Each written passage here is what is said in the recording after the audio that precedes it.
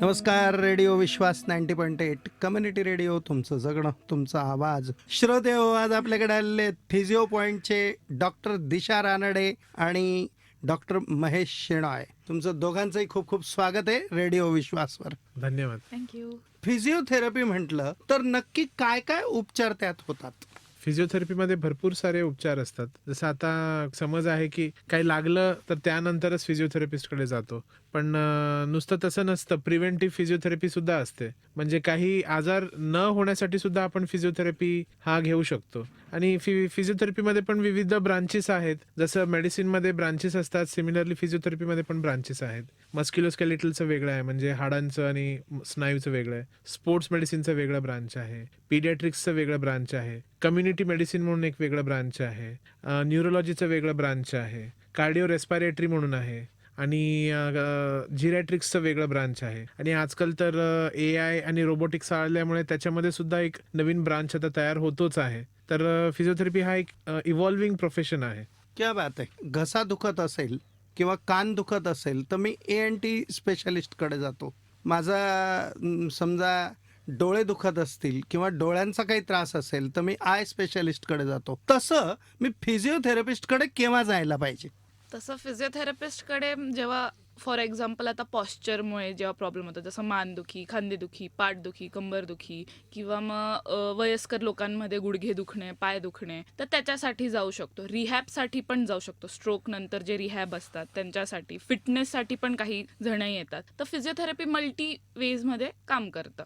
ऑर्थोपेडिक्सकडे जायचं की फिजिओथेरपिस्टकडे जायचं हे मी केव्हा ठरवलं पाहिजे? फिजिओथेरपीचं कसं अवेअरनेस आहे लोकांमध्ये, तर मग आम्हाला तसं मग पब्लिककडनं किंवा पेशंट्सकडनं क्वेरीज येतात. आता एकदम एमर्जन्सी सिनॅरिओ असते, एखादी बॅक पेनचा पेशंट किंवा डिस्क डिजनरेशनचा पेशंट वगैरे असतो, त्यांना लघवी करायला त्रास होतोय, त्यांना जर टॉयलेटला जायला त्रास होतोय, अति भयानकच पेन आहे आणि त्यांना उठताना वगैरे पण खूप त्रास होतोय, तर मग त्या कंडिशनमध्ये त्यांना मग ऑर्थोपेडिककडे जाणं आवश्यक आहे. पण जर ते आता जसं आता तुम्ही फील्डवर पाहिलं असतं की जेव्हा क्रिकेटपटू आपले फील्डवरती खेळतात आणि त्यांना काही जर इमिडिएटली काही लागतं तर मग फर्स्ट रिस्पॉन्डर फिजिओथेरपिस्टच असतात.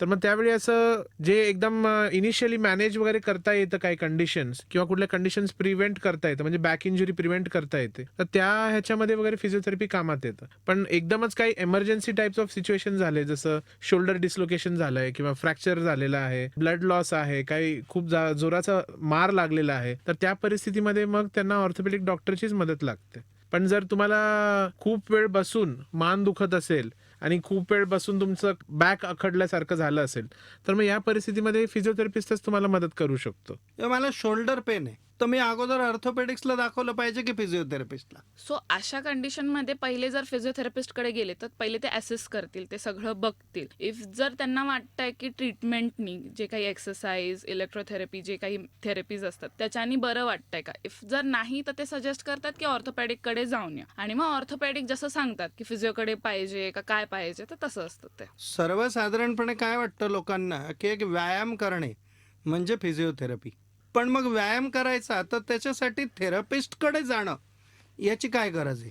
बघा, आता कसं आहे की व्यायाम करणं हा महत्वाचा भाग आहे फिजिओथेरपीमध्ये, कारण की ते फिजिओथेरपी म्हणजे झालंच भौतिकी उपचार तज्ञ. पण कसं आहे की व्यायामाचे पण टेक्निक्स असतात, व्यायामाचे पण पद्धती असतात आणि व्यायाम करायची एक शैली असते. तर काय होतं की आजकाल खूप इझिली भरपूर सगळ्या गोष्टी ऑनलाईन अवेलेबल होतात. लोक काही बघतात आणि ते व्यायाम करून घेतात. पण त्याच्याने काय होतं की खूप वेळा त्यांचा जो काही प्रॉब्लेम असेल तर तो वाढू शकतो, आणि जर प्रॉब्लेम नसेल तर प्रॉब्लेमची सुरुवात होऊ शकते. तर त्याच्यासाठी फिजिओथेरपिस्ट हे तज्ज्ञ आहेत एक्सरसाइज थेरपीमध्ये. आमचं त्याच्यामधले 4.5 वर्षाचा 5 वर्षाचा अभ्यास असतो. आम्हाला बेसिक बायोमेकॅनिक्स आणि लिटरली म्हणजे पाय कसा ठेवतो एखादी व्यक्ती, जर चालत आला तर मग आम्ही त्याला बघून म्हणजे सांगू शकतो की त्याला कुठे कुठे बायोमेकॅनिकल प्रॉब्लेम्स आहेत, फ्लॅट फीट आहे का, त्यांना बॅक पेन होतंय का, नेक पेन होतंय का, कुठे त्यांचं मस्क्युलेचरमध्ये प्रॉब्लेम आहे, हे आम्हाला नुसतं बॉडी रिडिंग करून सुद्धा हे कळतं. तर मग हा आमचा त्यातला अभ्यास असल्यामुळे आम्ही करेक्ट एक्सरसाइज कुठलं केलं पाहिजे किंवा ते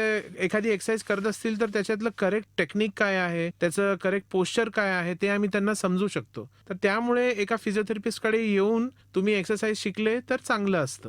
आजकाल प्रत्येक डॉक्टरकडे गेल्यानंतर सोय म्हणजे आता रोबोटिक सर्जरी हे पण आपण ऐकलेलं आहे, तसं या फिजिओथेरपीमध्ये सुद्धा काही मशिनरी वापरतात का?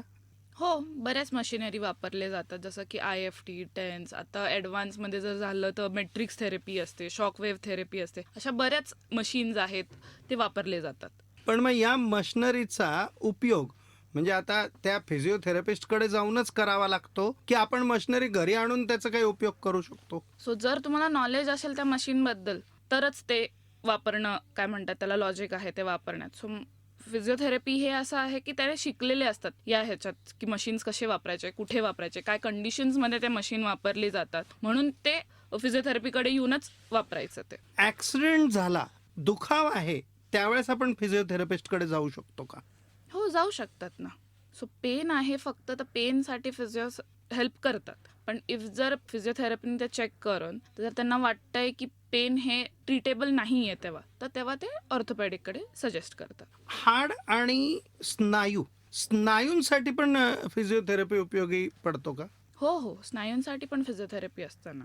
म्हणजे कसं आहे, हाड स्नायू शिवाय जगू नाही शकत, स्नायू हाड शिवाय जगू नाही शकत, तसं प्रकार आहे तो. तर मग तुम्ही म्हणजे फिजिओथेरपिस्ट इंडिव्हिज्युअली हाडांवरती काम करतात किंवा इंडिव्हिज्युअली स्नायूवरती, मसलवरती, लिगामेंटवरती, टेंडनवरती काम करतात असं नसतं. जेव्हा पण फिजिओथेरपिस्ट काम करतो तर फिजिओथेरपिस्ट एक ओव्हरऑल हॉलिस्टिक ट्रीटमेंटसाठीच बघतो. कारण की खूप वेळा काय होतं की आपल्याला वाटतं की आपलं शोल्डर पेन आहे, उदाहरणार्थ कंधा दुखतोय, तर जर आपला खांदा दुखतोय तर त्याचं कारण खांद्यामध्येच असावं असं नेसेसरी नाहीये. त्याचं रूट कॉज कमरेत असू शकतं, त्याचं रूट कॉज इवन फीटमध्ये सुद्धा असू शकतं, त्याचं रूट कॉज त्यांच्या नेकमध्ये सुद्धा असू शकतं.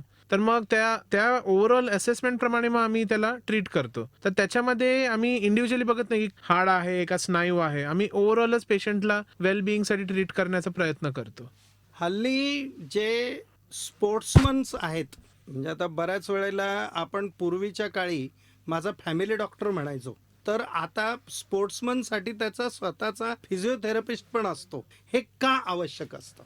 बघा, आता स्पोर्ट्समन म्हणजे एकदम हाय परफॉर्मन्स ॲथलीट्स असतात. तर मग त्यांना आपल्या राज्यासाठी, आपल्या देशासाठी खेळायचं हा एक मोठा त्यांचा एक रिस्पॉन्सिबिलिटी असते. तर त्यामध्ये त्यांचं असं इंजुरीज वगैरे होणं हा खूप स्वाभाविक आहे. कारण की भरपूर स्पोर्ट्स असे असतात ज्याच्यामध्ये वेअर अँड टेअर होतं किंवा भरपूर असं स्पोर्ट्स आहेत ज्याच्यामध्ये आम्हाला प्रिव्हेंटिव्ह फिजिओथेरपी सुद्धा करावी लागते. तर मग त्यामुळे फिजिओथेरपिस्ट हा खूपच महत्त्वाचा रोल प्ले करतो. मोस्टली जे स्पोर्ट्स खेळणारे जे ॲथलीट्स असतात वगैरे, त्यांचे काही टेक्निक्समध्ये जर काही फॉल्ट असणार, म्हणजे फॉर एक्झाम्पल जर बॉलिंगच्या टेक्निकमध्ये एखादी क्रिकेटरचं टेक्निकमध्ये फॉल्ट असेल किंवा त्यांच्या फूट प्लेसमेंटमध्ये काही फॉल्ट असेल, तर फिजिओथेरपिस्ट जो बायोमेकॅनिक्सचा त्याच्यामध्ये तज्ज्ञ असतो, तर मग त्या फॉल्टला ॲड्रेस करायला तो मदत करू शकतो. किंवा स्पोर्ट्सपटू खेळून त्याला झालेल्या इंजुरीज असतात, तर मग इंजुरीजमधनं जे रिहॅब करायचं असतं, त्याला परत बॅक टू स्पोर्ट्स आणायचं काम असतं, त्याच्यामध्ये आम्ही मदत करतो. किंवा आता इंजुरी झाली, फॉर एक्झाम्पल जसं आता गुडघ्याचं ACLची इंजुरीज खूप कॉमनली होतात स्पोर्ट्स पर्सनमध्ये, तर मग आजकाल प्रीहॅब नावाचा एक कन्सेप्ट आहे, विच इज कॉल्ड एज प्रीहॅबिलिटेशन. म्हणजे ऑपरेट आपले ऑर्थोपेडिक सर्जन करणार आहेत, पण त्याच्या अगोदर आम्ही मसलची कंडिशनिंग करून घेतो, सो दॅट त्यांचं ऑपरेशन एकदम चांगलं व्हायला पाहिजे आणि ऑपरेशन नंतरचं रिहॅबिलिटेशन चांगलं होईल त्यांचं. त्यामुळे मग फिजिओथेरपिस्ट हा खूपच इम्पॉर्टंट रोल प्ले करतो स्पोर्ट्स पर्सनसाठी. कारण की आम्हाला मग त्यांचं म्हणजे आम्ही त्यांना ओळखून असतो, त्यांची मसलची, त्यांची कंडिशनिंग कशी आहे ते आम्हाला कळून जाते. आम्ही त्यांच्याबरोबर राहून त्यांना स्टडी करतो, त्यांचे पॅटर्न्स काय आहे आम्ही स्टडी करतो, मग त्यांना आम्ही या सगळ्या गोष्टींमधनं आम्हाला मग गाईड करता त्यांना सोपं पडतं. मग जसं हे तुम्ही सांगितलं सगळं, तेव्हा त्यांच्या खाण्यापिण्याच्या सवयीवरती पण या फिजिओथेरपीला फरक पडतो का? न्यूट्रिशनमध्ये बेसिक नॉलेज असतं आम्हाला, पण जर ॲज अ फिजिओथेरपिस्ट आम्ही त्यांना न्यूट्रिशनिस्टकडेच रेफर करतो जनरली, की रिक्वायरमेंट काय. जर आम्हाला बघून काही म्हणजे आता शरीरामध्ये बघून जाणवतं की कोण पाणी कमी पितं आहे का, कोणाला काही व्हायटॅमिन डेफिशियन्सीज आहेत का, म्हणजे त्यांना बघून, त्यांच्या बॉडीला बघून, त्यांच्या जिभेला बघून किंवा डोळ्यांना बघून, फिजिओलॉजिकली बघून आम्हाला जाणवतं की काही डेफिशियन्सीज आहेत का म्हणून, तर आम्ही जनरल त्यांना सांगू शकतो की तुम्हाला कशाची गरज आहे. पण मग आता त्याच्या पुढे त्यांना काय घ्यायचंय त्याच्यासाठी ते न्यूट्रिशनिस्टला कन्सल्ट करू शकतात किंवा जे त्यांचे फिजिशियन असतात त्यांना ते कन्सल्ट करू शकतात. पेन रिलीफसाठी म्हणून आपण आता चर्चा केली फिजिओथेरपीची. तसं पेन म्हटल्यानंतर डोकेदुखी हा जनरली सगळीकडे आढळणारा एक आजार आहे असं म्हणता येईल. डोकेदुखीसाठी फिजिओथेरपी उपयोगी ठरते का? हो, तर बऱ्याच प्रोफेशनमध्ये काय होऊन जातं ना, की पॉश्चर रिलेटेड पेन व्हायला लागतात खांद्यांमध्ये, मानेमध्ये. तर त्याच्यामुळे पण कधी कधी डोकं दुखतं. सो आपण पॉश्चर कंटिन्युअस खाली वाकून असतो, तर त्याच्यामुळे काय होऊन जातं, आपले जे मानेचे स्नायू, खांद्याचे स्नायू ते अकडून जातात. सो ते पण रिलेट करतं आपल्या हेडेकला. सो बऱ्याच कंडिशन्समध्ये होतं ते पॉश्चर रिलेटेड ह्याच्यात असेल तर.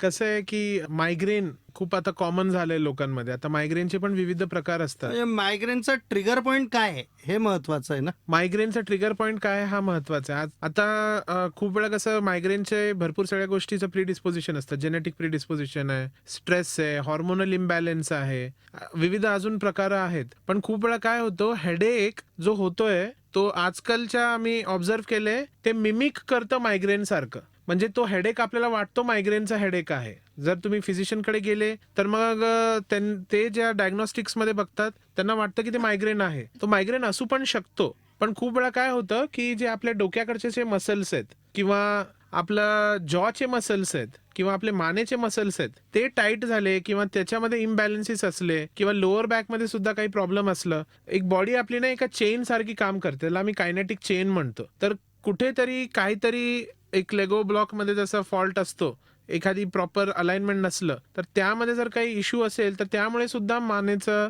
प्रॉब्लेम असू शकतं आणि त्या मानेच्या प्रॉब्लेममुळे त्याला हेडेक होऊ शकतात. तर मग खूप वेळा आम्ही असं ऑब्झर्व केलंय की एखादी व्यक्तीचा आम्ही मानेचा इश्यू सॉल्व्ह केला तर त्यांचा हेडेक ऑटोमॅटिकली चालला जातो. म्हणजे बेसिकली कसं, त्यांना मग गोळ्या घ्यायची गरज नाहीये. मग म्हणजे या ठिकाणी फिजिओथेरपी नक्कीच उपयोगी पडू शकते. हो. आपण आत्ता एवढ्या गप्पा मारल्यात, आमच्या श्रोत्यांना जर कधी तुमच्याशी संपर्क साधायचा असेल तर तो कुठे साधायचा आणि कसा साधायचा? आमचं क्लिनिकचं नाव आहे फिजिओ पॉइंट फिजिओथेरपी क्लिनिक. तर तिकडे मी आणि डॉक्टर दिशा रानाडे आम्ही दोघंही काम करतो. आमचा जो पत्ता आहे तो सनिकेत बिझनेस सेंटर म्हणून आहे, जे की सायकल सर्कल कृषीनगर जॉगिंग ट्रॅकच्या समोर आहे. तर तुम्ही आम्हाला संपर्क साधू शकतात. आमचा नंबर 8788439737 असा आहे. तर तुम्ही काही तुम्हाला त्रास असेल तर आम्हाला कॉन्टॅक्ट करू शकतात. तर मी आणि डॉक्टर दिशा रानाडे आम्ही असतो आणि आम्ही तुम्हाला उपचार देण्याचं आणि तुम्हाला तुमच्या त्रासातनं निदान देण्याचा पूर्ण प्रयत्न करतो. काही वेळेला जन्मताच मुलामध्ये काही व्यंग असतं, जे व्यंग आपल्याला म्हणजे असं दिसत नाही पण ते मानसिकरित्या थोडेसे हे असतात. अशा वेळी फिजिओथेरपी काही उपयोगी ठरू शकते का? हो.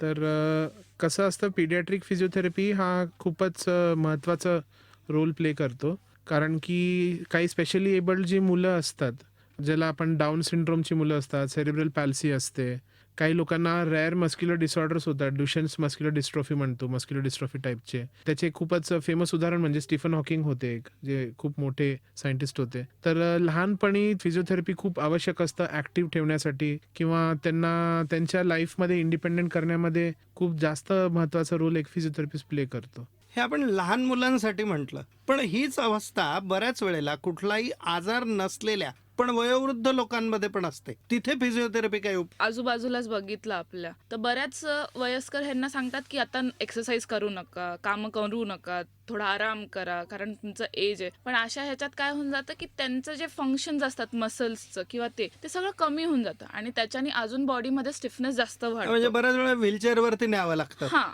सो व्हीलचेअरसाठी पण बरेच कंडिशन्स असतात. जर तुम्ही त्यांना सगळ्यांना जर फंक्शनिंग मध्ये ठेवलं, आजी proper- आजी आजोबांना येस बरोबर, तर एक्सरसाइज करायला लावलं, हालचाली म्हणजे पूरक हालचाली जी आपण म्हणतो, जे शाळेत करायचो तसं जरी करायला लावलं त्यांना बेसिक, तर ऍटलिस्ट ते त्यांचं फंक्शन्स करू शकतात. त्यांना जे डिपेंडन्सी वाटते, ज्याच्याने त्या बर्डन वाटतं, तर तेही त्यांचं कमी होऊन जातं. त्यांना प्रॉपर फंक्शनिंग करायला पाहिजे. हो, म्हणजे किमान त्यामुळे ते स्वतःची कामं स्वतः करू शकतील हो. इतपत ते होतात. फॉर एक्झाम्पल, आता आमच्याच घरी आजी आहे एक, सो त्यांचं असं होतं की ते आजी कम्प्लिटली बेड रिडनच्या ह्याच्यावर गेली होती. फक्त वयानुसार.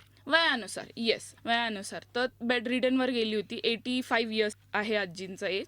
तर म्हणजे बेड पॅन लागेल का, व्हीलचेअर लागेल का, बाथरूममध्ये चेअरनी घेऊन जावं लागायचं, एवढं सगळं होतं कंडिशन्स. पण मग फिजिओथेरपीच्या ह्याच्याने एक्सरसाइज करून, आजीची थोडीशी हालचाल करून, तर हे सगळं आता आजी या कंडिशनवर आली की तिची वॉकर घेऊन ती स्वतःहून वॉशरूमला जाऊन सगळं करू शकते, तिची भांडे घासू शकते, कपडे बदलू शकते, सगळं ती तिचं करायला लागली आता. क्या बात आहे. म्हणजे बऱ्याच वेळेला घरामध्ये असे वयोवृद्ध कोणी असले तर डिपेंडन्सी वाढलेली असते किंवा कोणीतरी घरी पाहिजेच बुवा असं हे असतं. तिथे मला वाटतं फिजिओथेरपी उपयोगी पडू शकते. हे जे आपण बोलतो आता लहान मुलांबद्दल किंवा वयोवृद्ध माणसांबद्दल, त्याच प्रकारे प्रेग्नन्सीमध्ये सुद्धा फिजिओथेरपीचा काही उपयोग असतो का?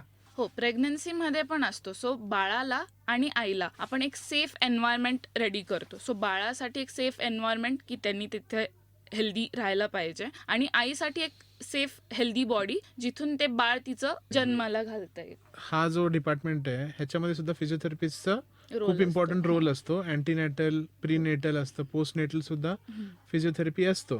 तर त्याच्यामध्ये फिजिओथेरपी बाळाच्या हेल्थसाठी महत्त्वाचं राहतं, कारण की आम्ही आईच्या हेल्थसाठी काम करतो. आणि परदेशात तर फिजिओथेरपिस्ट बर्थिंग प्रोसेसमध्ये सुद्धा इन्वॉल्ड असतो. आणि मग कॉमनली प्रेग्नेंट लेडीज आमच्याकडे कशासाठी येतात? बॅक पेन किंवा नेक पेन, स्वेलिंग असते पायामध्ये, आणि मग त्यांना ब्रीदिंग टेक्निक्स. प्रेग्नन्सीमध्ये मोस्टली गायनेकोलॉजिस्ट असतात, तर त्यांच्यासोबत पण आमचा एक महत्त्वाचा रोल असतो. सो तिथे आम्ही बाळासाठी आणि आईसाठी एक सेफ एन्व्हायरमेंट तयार करतो. सो बाळासाठी सेफ एन्व्हायरमेंट कसं तयार करणार की आईला हेल्दी ठेवून. परदेशात बऱ्याच वेळास आम्ही म्हणजे फिजिओथेरपिस्ट असतात बर्थ. हे भारतात आता रिसेंटली वगैरे सुरू झालेले आहेत काही मोठ्या हॉस्पिटल्समध्ये वगैरे हा प्रकार. असं फिजिओथेरपिस्ट जो असतो, जेव्हा बेबीला जन्माचा जो प्रोसेस असतं त्याच्यामध्ये गायनेकोलॉजिस्ट सोबत फिजिओथेरपिस्ट सुद्धा इन्व्हॉल्व्ह असतो. जनरली हे सिझेरियन सेक्शन मध्ये होत नाही, पण जेव्हा नॅचरल बर्थ प्रोसेस असते त्याच्यामध्ये एक फिजिओथेरपिस्ट सुद्धा इन्व्हॉल्व्ह असतो. हे खूप लोकांना ह्याच्याबद्दल अजून माहिती नाहीये, पण हा एक खूपच सुंदर एक जे एका बाळाला पृथ्वीवरती या जगात आणायच्या प्रोसेस मध्ये सुद्धा फिजिओथेरपिस्ट इन्व्हॉल्व्ह असतो. तर वॉटर बर्थ म्हणून म्हणतात की स्विमिंग पूलमध्ये किंवा एक वॉटरचं एक बॉडी असते, त्याच्यामध्ये आम्ही मदरला आणि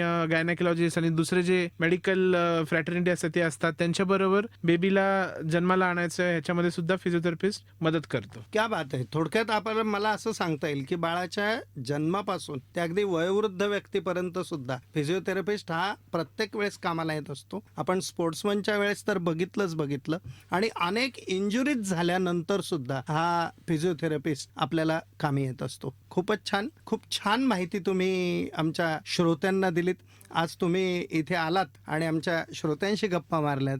खूप खूप धन्यवाद. धन्यवाद. थँक्यू. श्रोते, हे होते फिजिओ पॉइंटचे डॉक्टर महेश शेणॉय आणि डॉक्टर दिशा रानडे. दिशाच्या बद्दल मला एक असं सांगायचं आहे की ती आपल्या ग्रंथ तुमच्या दारीचे विनायक रानडे जे आहेत त्यांची सून आहे आणि आपल्या रेडिओ विश्वासच्या परिवारातलीच ती आहे. तेव्हा तुम्ही ऐकत राहा रेडिओ विश्वास 90.8 कम्युनिटी रेडिओ. तुमचं जगणं, तुमचा आवाज.